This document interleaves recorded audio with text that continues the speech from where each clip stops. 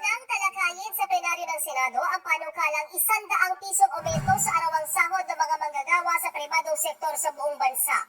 Si Senate Committee on Labor, Employment and Human Resources Development Chairman Jinggoy Estrada ang sponsor ng Senate Bill 2534. Talagang nakakaawa ang ating mga manggagawa. Hindi pa rin talaga abot sa pangangailangan para mabuhay at matugunan ang pangangailangan ng mga manggagawa na may 5 miyembro ng pamilya. Itinutulak natin ang 100 peso minimum wage increase para sa buong bansa. I think there are still 2 or 3 regions in Mindanao na hindi pa sila nabibigyan ng sahod. Ang sahod po nila ngayon, for example in BARM, is only 300 pesos a day. Mr. President, 300 pesos a day. How can you survive with 300 pesos a day?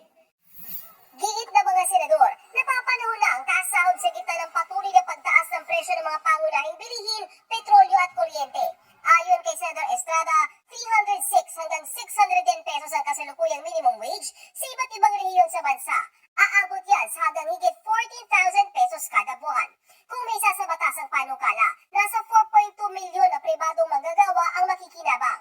Kasabay naman ng panukalang aumento sa sahod ang buwabang bilang ng mga walang trabaho sa bansa. Sa datos ng Philippine Statistics Authority o PSA, mula sa 3.6% nitong Nobyembre, bumaba sa 3.1% ang jobless rate sa Pilipinas.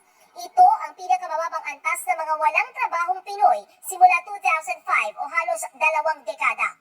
Ayon sa PSA, nakatulong ang nakaraang holiday season sa pagdami ng mga trabaho. So yes, there is really seasonality, and this is because, of course, during the holidays you have consumption is higher, and thus nakikreate tayo ng additional jobs.